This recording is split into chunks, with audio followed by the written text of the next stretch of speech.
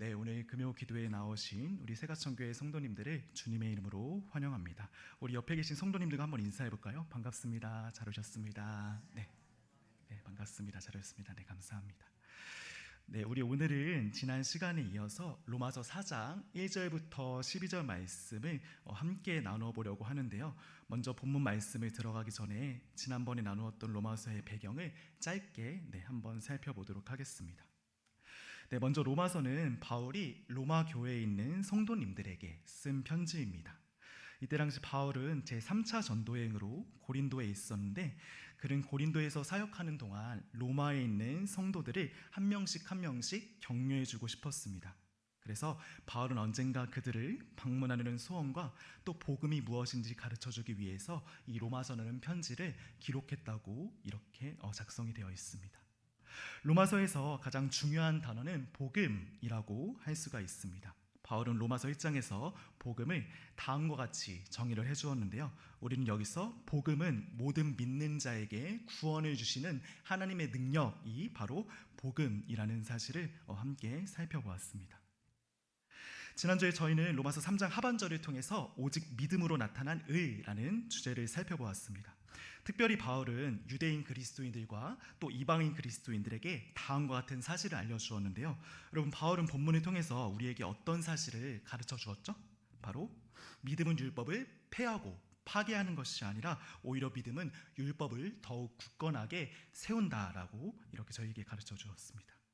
우리 이제 로마서 4장 1절부터 12절 말씀을 통해서 하나님의 말씀을 듣기를 원하는데요. 먼저 오늘 말씀을 딱 한마디로 요약하면 믿음으로 인정을 받은 사람, 믿음으로 인정을 받은 사람들이라고 이렇게 요약을 할 수가 있을 것 같습니다. 여러분, 우리가 살아가는 이 세상은 끊임없이 성과를 요구합니다. 학생은 성적으로, 직장인은 실적으로 끊임없이 자신의 가치를 입증해야 합니다. 마치 멈출 수 없는 러닝머신을 끊임없이 이렇게 달리는 것과 같습니다. 문제는 여러분, 이러한 자기 증명의 문화가 우리의 신앙생활에도 은밀하게 스며든다는 점입니다. 우리는 어느새 하나님 앞에서도 무엇인가를 이루어야지 인정을 받을 수 있을 거라고 이렇게 생각을 합니다. 그렇지만 여러분, 진짜일까요? 정말 우리는 하나님 앞에 무언가를 이루어야지 그분께 인정을 받을 수 있을까요? 오늘 본문에서 바울은 하나님 앞에 인정을 받은 몇 명의 사람들을 이렇게 소개를 해주고 있습니다. 언뜻 보면 이들은 무언가 대단한 이유로 하나님 앞에 인정을 받은 것처럼 보입니다. 여러분, 도대체 이들은 어떠한 삶을 살았기에 하나님 앞에 인정을 이렇게 받았을까요? 도대체 이들은 어떠한 삶을 살았기에 하나님께서 이들을 크게 사용하셨을까요? 우리 오늘 본문 말씀을 통해서 한번 살펴보도록 하겠습니다. 본문에서 바울은 하나님 앞에 인정을 받은 한 사람을 소개해주고 있는데요.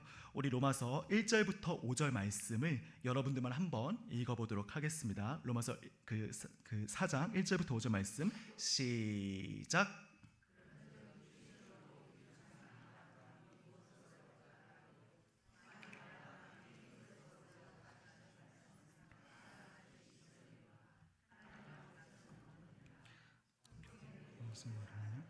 아브라함은 하나님을 믿음에 그것이 그에게 의로 여겨진 바 되었느니라.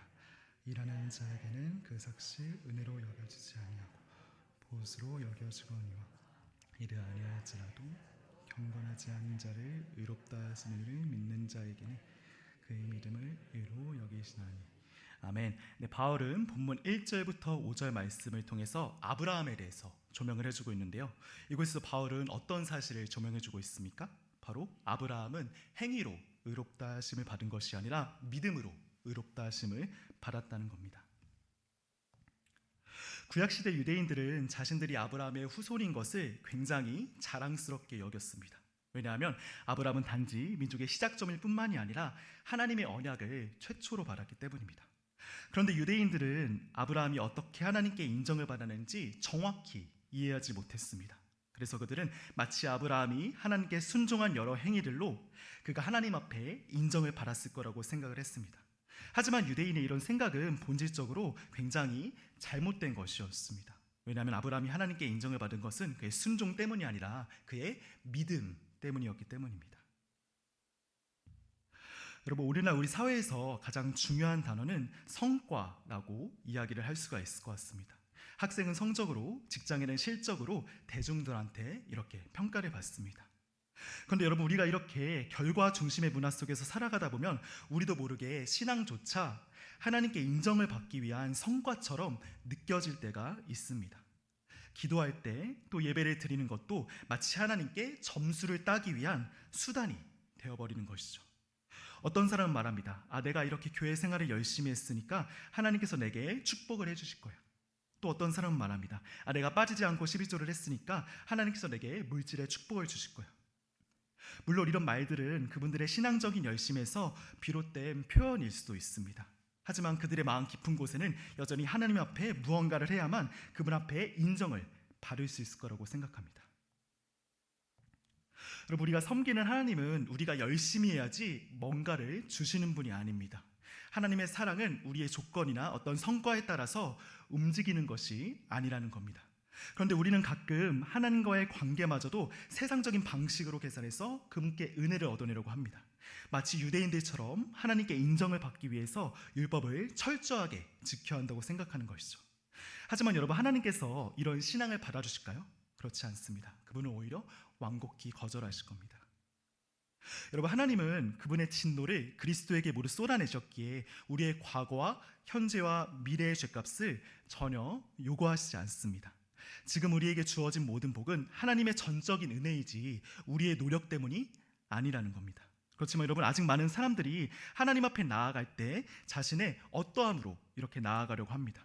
그들은 내가 이만큼 헌신했으니 하나님께서 그들에게 복을 주실 거라고 이렇게 생각을 합니다.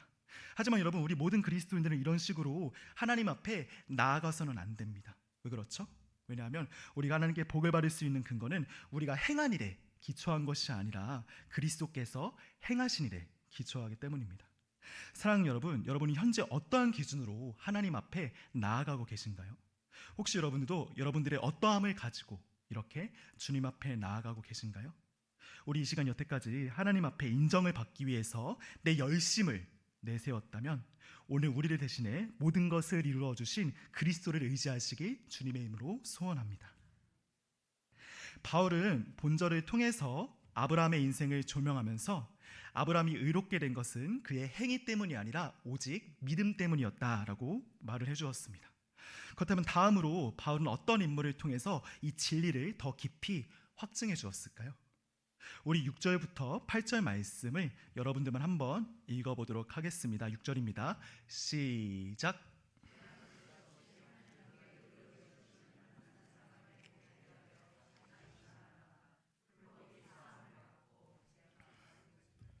사람의 복에 대하여 다윗이 말한 바 불법이 사함을 받고 죄가 가려짐을 받는 사람들은 복이 있고 주께서 그 죄를 인정하지 아니하실 사람은 복이 있도다 함과 같으니라. 아멘. 바울은 앞서 1절부터 5절에서 아브라함의 사례를 통해서 믿음으로 의롭게 된다는 진리를 이렇게 짧게 설명해 주었는데요.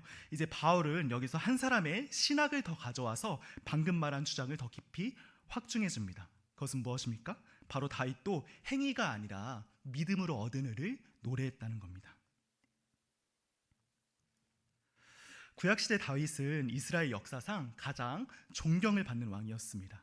그는 어린 시절부터 하나님과 교제했고 사무엘 선지자를 통해서 하나님의 기름 부으심을 받았습니다. 그렇지만 동시에 다윗은 우리아의 밧세바와 간음하고 이 죄를 은폐하기 위해 우리아를 죽였습니다. 다윗의 이러한 죄악은 인간적으로 보면 도저히 용서받을 수 없는 심각한 죄였습니다. 그러나 여러분, 바로 이런 다윗이 나단 선지자의 꾸지람을 받고 하나님 앞에 어떻게 나아가나요? 그는 자신의 죄를 끝까지 감추거나 이렇게 잘못하지 않았다고 변명하지 않았습니다. 오히려 다윗은 왕으로서의 체면을 내려놓고 하나님 앞에 자신의 죄를 온전히 자백합니다. 여러분, 다윗은 왕임에도 불구하고 어떻게 이렇게 진솔하게 하나님 앞에 자백할 수 있었을까요? 어떻게 다윗은 이스라엘의 왕임에도 불구하고 하나님 앞에 겸손히 나아갈 수 있었을까요? 그것은 바로 그가 하나님의 성품을 분명히 알고 있었기 때문입니다. 공의롭지만 자비로우시고 노하시지만 은혜로우신 분임을 다윗이 분명히 알았기 때문이죠. 여러분, 한 가정에 초등학교에 다니는 한 소년이 이렇게 있었습니다. 이 아이는 평소에 부모님의 사랑을 많이 받으면서 자란 아주 성실한 학생이었죠. 어느 따뜻한 봄날 오후 소년은 동네 친구들과 함께 집 앞마당에서 공놀이를 하게 됩니다. 그런데 그만 소년이 던진 공이 크게 빗나가서 집 거실의 큰 유리창이 깨지고 말았습니다. 유리창이 산산조각 나자 집 안에 있던 부모님이 깜짝 놀라서 마당으로 달려왔습니다. 소년의 얼굴은 이제 새하얘지기 시작했고 심장은 쿵쾅쿵쾅 뛰기 시작했습니다. 아, 이제 큰일 났다. 부모님이 화를 내시면 어쩌지? 소년은 겁에 질려서 순간 거짓말을 하고 싶은 그런 유혹을 느꼈습니다. 그렇지만 소년은 잠시 머뭇거리다가 결국 고개를 떨군 채 아버지에게 이렇게 이야기했습니다. 아빠, 창문을 깬 건 저예요. 다른 사람 때문이 아니라 제가 실수해서 이 창문을 깨게 되었어요. 너무 죄송해요, 아빠. 그럼 아버지가 아들한테 어떻게 반응했을까요? 아버지는 소년의 고백을 듣고 불같이 화를 내거나 소리를 지르지 않았습니다. 그분은 오히려 조용히 아이를 안아주고 그의 잘못을 용서해 주었습니다. 여러분, 본문에서 다윗은 하나님 앞에 정말로 큰 죄를 지었습니다. 어떻게 보면 이 죄는 사울 왕이 지은 죄보다 훨씬 더 심각한 죄였습니다. 그렇지만 다윗은 자신의 죄를 숨기지 않고 하나님 앞에 진솔하게 회개했습니다. 왜 그럴까요? 왜냐하면 하나님께서 자신의 죄를 용서해 주시는 자비로운 분임을 알았던 거죠. 여러분, 우리 인생을 살아가다 보면 다윗처럼 또 이야기 속 소년처럼 죄를 짓고 넘어질 때가 있습니다. 특별히 가정에서 또 가까운 직장에서 다른 사람들한테 실망감을 안겨줄 때가 있습니다. 그렇지만 여러분, 하나님은 우리의 실수와 넘어짐 때문에 우리를 버리시거나 외면하시는 분이 아닙니다. 오히려 그분은 우리가 넘어졌을 때 또 죄를 지었을 때 진심으로 회개하고 돌아오기를 바라시는 분입니다. 그렇기 때문에 우리 오늘 다윗과 같이 또 아브라함 같이 어떤 심각한 죄를 범했다면 주님 앞에 돌아와서 다시 한번 그분께 의롭다고 인정을 받는 여러분 되시기를 주님의 이름으로 소원합니다. 아브라함과 다윗은 믿음으로 의롭다 하심을 받은 사람이었습니다. 그렇다면 여러분, 이 복은 오직 유대인들에게만 주어진 것일까요? 이방인들은 어떻게 되는 것일까요? 우리 오늘 말씀 9절부터 12절 말씀을 여러분들만 한번 읽어보도록 하겠습니다. 9절부터 12절 말씀입니다. 시작.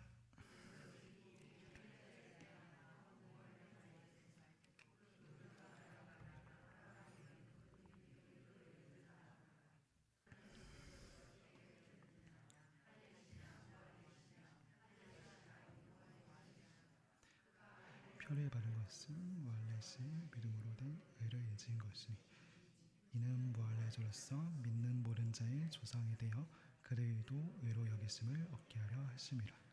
또한 할례자의 조상이 되었나니 곧 할례 받을 자에게뿐 아니라 우리 조상 아브라함이 무할렛시에 가졌던 믿음의 자치를 따르는 자들에게도 그러하니. 아멘. 바울은 본문 9절부터 12절 말씀을 통해서 우리에게 한 가지 사실을 알려주고 있는데요.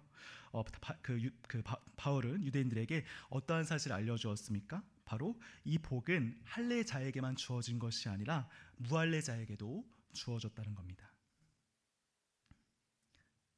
신약시대 유대인들은 난지 8일 만에 받는 할례를 굉장히 중요하게 여겼습니다.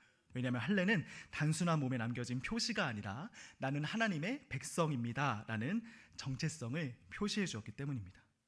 그렇지만 유대인들은 시간이 지나면서 할례의 진짜 의미를 잊어버리고 겉으로 드러나는 행위에만 집중하게 되었습니다.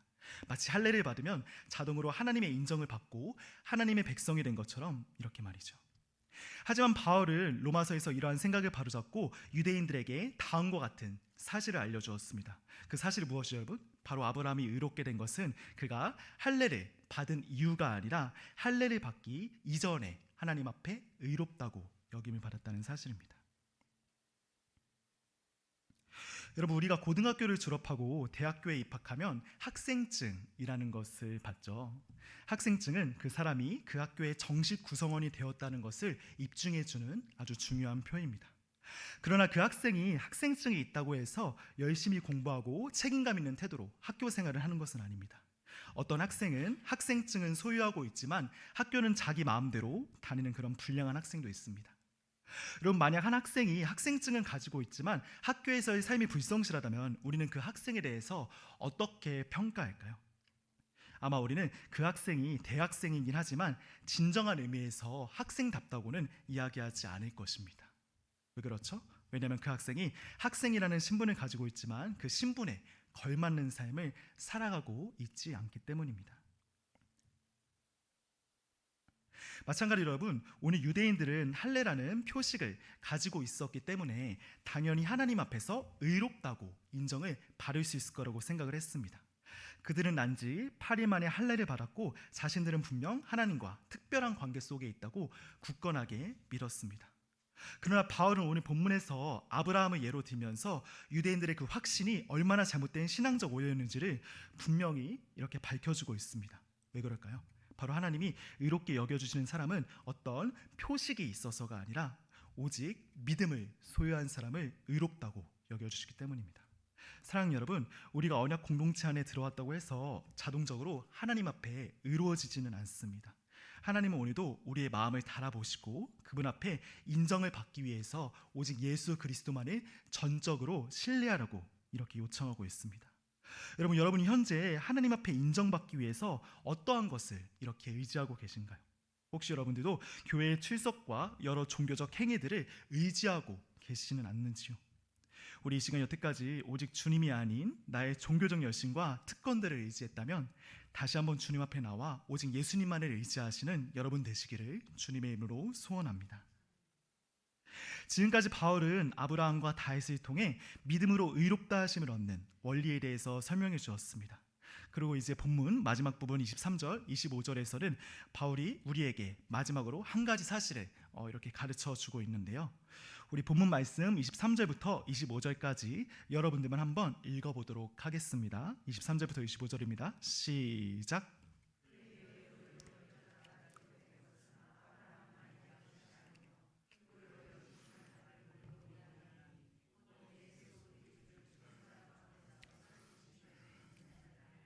예수는 우리가 범죄한 것 때문에 내심이 되고 또한 우리를 의롭다 하시기 위하여 사랑하십니다. 아멘. 네, 바울은 23절부터 25절을 통해서 우리에게 한 가지 사실을 가르쳐주고 있는데요. 그것은 무엇입니까? 바로 믿음으로 의롭게 되는 것은 단지 아브라함만을 위한 것이 아니라 오늘 우리 모든 사람을 위해 그분이 주신 약속이라는 사실입니다. 로마에 있는 이방인 그리스도인들은 율법이나 할례와 같은 유대인 전통에 전혀 익숙하지 않았습니다. 그들은 아브라함의 후손이 아니었고 남짓 8일 만에 할례도 받지 않았습니다. 그런데 그 당시 유대인 그리스도인들은 이방인 그리스도인들에게 율법과 할례를 강조했습니다. 왜냐하면 그들에게 있어 율법과 할례는 여전히 하나님의 백성으로서 유효하다고 생각했기 때문이죠. 이런 연고로 이방인 그리스도인들은 믿음을 떠나서 갑자기 불안해지기 시작했습니다. 그래서 그들은 바울의 말과 반대로 이제 하나님 앞에 인정을 받기 위해 할례를 받으려고 합니다. 그렇지만 바울은 다시 한번 이들에게 아브라함의 예를 꺼내주면서 믿음으로 돌아가라고 요청을 해주고 있습니다.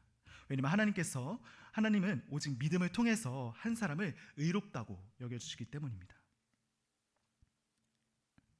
여러분, 혹시 청와대에 가보신 적이 있습니까? 청와대는 현재 대통령이 거주하는 곳으로 아무나 들어갈 수 있는 곳은 아닙니다. 물론 일부 구역은 시민들에게 제한적으로 개방이 되어 있지만 대통령 집무실 같은 곳은 대통령과 극소수의 핵심 참모들만 출입이 가능합니다. 여러분, 그런데 만약 어떤 사람이 아무런 초청장도 없이 이 청와대를 들어가려고 한다면 어떤 일이 벌어질까요? 아마 곧바로 경호원들이 달려와서 그 사람을 단호하게 제지할 겁니다. 그런데 바로 그때 청와대 안에서 대통령이 직접 나와 그 시민을 들여보내라고 말한다면 어떤 일이 벌어질까요? 조금 전까지만 해도 입장이 거절되었던 그 사람은 당당히 집무실로 들어갈 수 있습니다. 왜 그렇죠? 바로 그를 받아주신 분이 한 나라의 대통령이었기 때문입니다. 여러분, 우리는 하나님 앞에 나아갈 수 있는 자격도 없고 그 문을 열 수 있는 아무런 권한도 없는 사람들이었습니다. 그러나 하나님의 아들이신 예수 그리스도의 보배로운 피로 이제 우리도 그분 앞에 나아갈 수 있게 되었습니다. 하지만 아직도 많은 사람들이 이 놀라운 은혜를 전혀 알지 못합니다. 그들은 여전히 자신의 자격을 가지고 주님 앞에 은혜를 얻으려고 합니다. 그러나 여러분, 하나님께서 이런 사람들을 받아주실까요? 아닙니다. 그분은 받아주시지 않을 겁니다. 여러분, 우리가 아직 죄인 되었을 때 그리스도께서 우리를 위해 죽어주심으로 하나님께서 우리에 대한 자기의 사랑을 확증해 주셨습니다. 이제 우리가 하나님 앞에 나아갈 수 있는 것은 오직 예수 그리스도의 은혜 때문이지 우리의 행위 때문이 아니라는 겁니다. 그렇기 때문에 우리 여태까지 유대인 그리스도인처럼 내 종교적 열심을 통해서 주님 앞에 인정을 받기 위해 한 사람 한 사람이 노력했다면, 앞으로는 오직 예수 그리스도의 그 은혜 하나만을 가지고서 주님께 나아가는 여러분 되시기를 주님의 이름으로 소원합니다. 여러분, 우리 이 시간 찬양 한 곡 하고 기도하기를 원하는데요.